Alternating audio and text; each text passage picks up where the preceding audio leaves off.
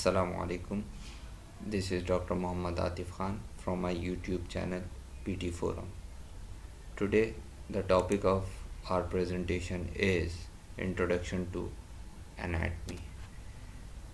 Before going to the learning objectives, मैं इस lecture की टारगेटेड ऑडियंस बता दूं कि ये जो लेक्चर है, क्योंकि इंतहाई बेसिक लेक्चर हैगा, बेसिक टॉपिक हैगा, तो ये जो लेक्चर हैगा ये बिगनर्स के लिए है।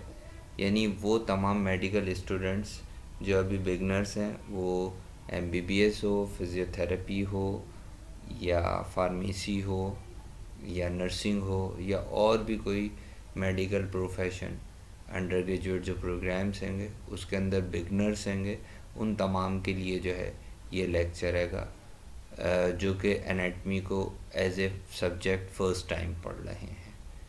तो the learning objective of today session is after completion of this session, student or viewers should be able to define anatomy, and the next one is to define the branches of anatomy. So what is anatomy? अगर हम medical sciences के subjects को देखें तो उसमें ज़्यादातर जो words हमें मिलते हैं वो या तो ग्रीक होते हैं या लैटिन होते हैं। इसी तरीके से एनाटमी का वर्ड भी जो है वो एक ग्रीक वर्ड है। इसको हम अपनी आसानी के लिए दो हिस्सों में डिवाइड कर लेते हैं। One is ana and the second one is tomy. Ana means apart and tomy means to cut. अगर मैं एनाटमी की वन लाइन डेफिनेशन की बात करूं तो anatomy is defined as the structural study of human body is called anatomy. Human body का कोई भी ऑर्गन हो, कोई भी सिस्टम हो या ह्यूमन बॉडी हो, उसकी स्ट्रक्चरल स्टडी को हम एनाटमी कहते हैं। अब स्ट्रक्चरल स्टडी के अंदर उस ऑर्गन का साइज़ भी आ जाएगा, उसकी शेप भी आ जाएगी, तमाम मॉर्फोलॉजिकल अपीयरेंसेस आ जाएंगी। तो मैं वंस अगेन रिपीट कर देता हूँ, the structural study of any part of the body और any organ of the body और human body is called anatomy, while the functional study of any part, any organ or human body is called as physiology. जब हम structural study की बात करेंगे तो उसको हम एनाटमी कह देंगे, और जब हम फंक्शनल स्टडी की बात करेंगे तो उसको हम फिजियोलॉजी कहेंगे। Now what are the approaches to study anatomy? किस किस तरीके से हम एनाटमी को पढ़ सकते हैं? जो भी व्यूअर्स हैं उन तमाम स्टूडेंट्स के पास एनाटमी की बुक्स मौजूद होंगे। तो अगर उन बुक्स को हम शुरू से देखें तो इंडेक्स को अगर हम देखें तो उसके इंडेक्स में पूरी लिस्ट मौजूद है कि किताब के अंदर कौन कौन से टॉपिक्स मौजूद हैं। तो वो या तो वो टॉपिक्स जो हैं वो रीजन वाइज होते हैं या वो सिस्टम वाइज होते हैं।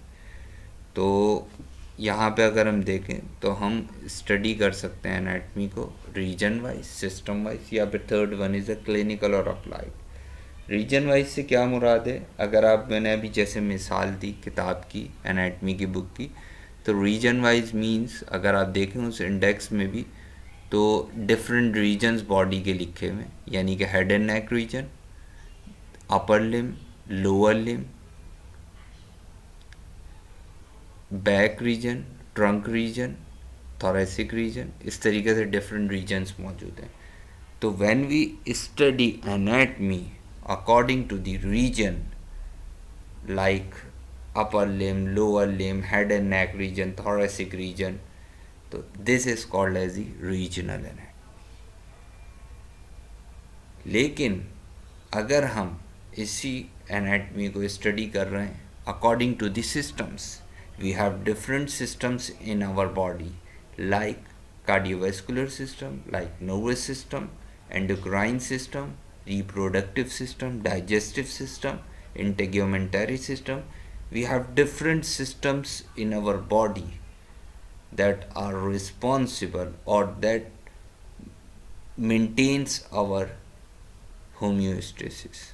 ये तमाम सिस्टम, जितने भी सिस्टम्स हैं, जिनमें से चंद एक के मैंने अभी नाम भी लिए, ये तमाम सिस्टम जो हैं मिलके हमारे ह्यूमन बॉडी के होम्योस्टेसिस को मेंटेन करते हैं।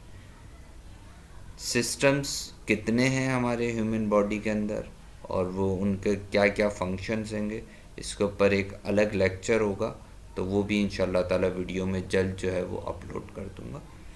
तो हम एनाटमी को स्टडी कर सकते हैं अकॉर्डिंग टू द रीजन, जैसे कि मैंने बता दिया, like upper limb, lower limb, head and neck region, according to the system like digestive system, respiratory system, nervous system, और the third one is the clinical और applied.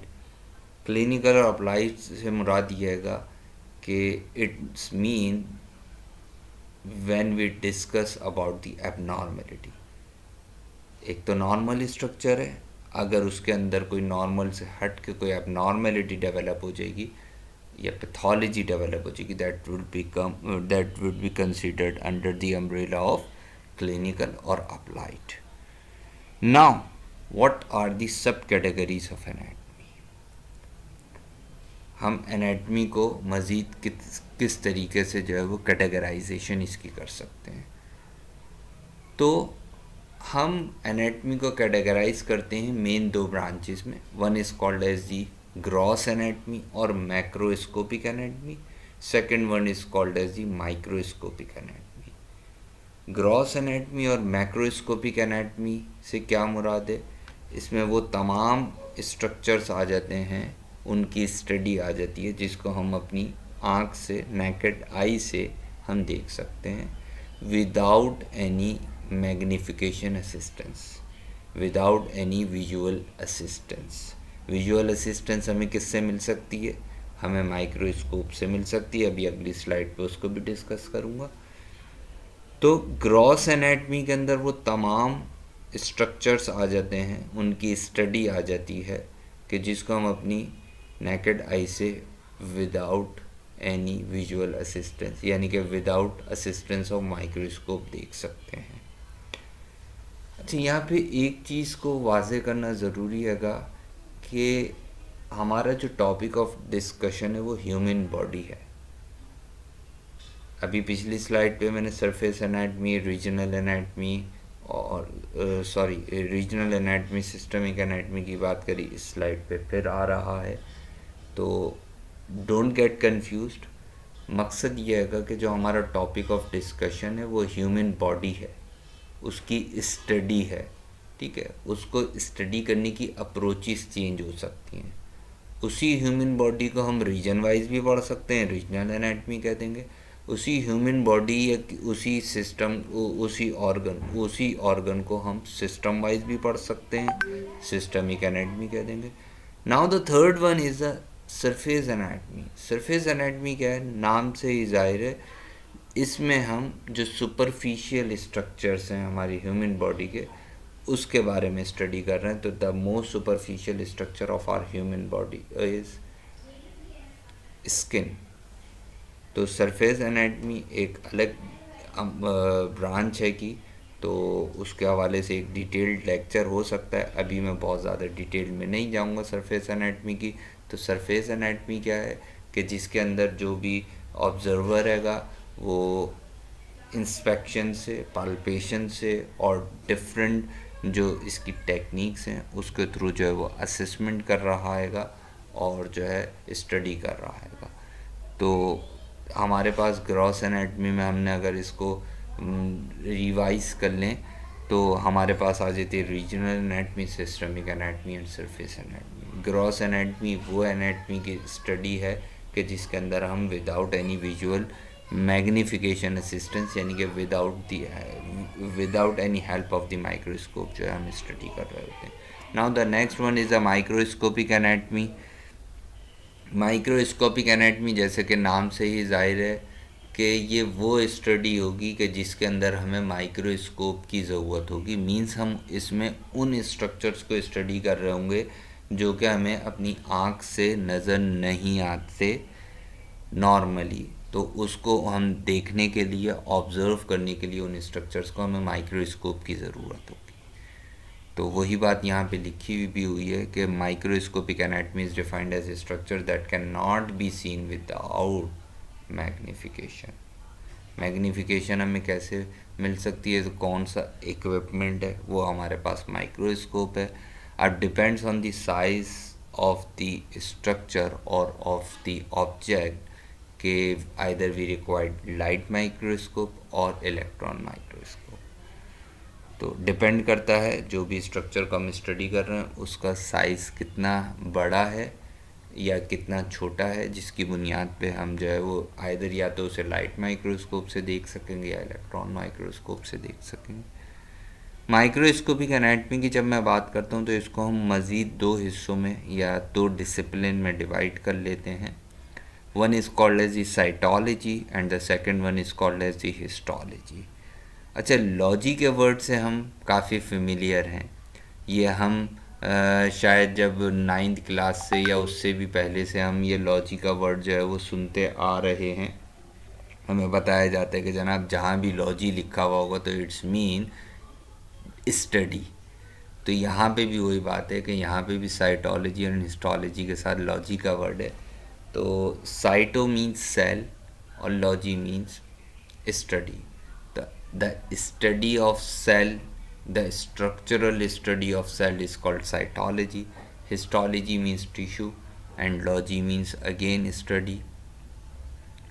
The structural study of tissue is called as the histology. So this is all about for today's session. इंशाल्लाह ताला next video के साथ आप लोग से फिर मुलाकात होगी।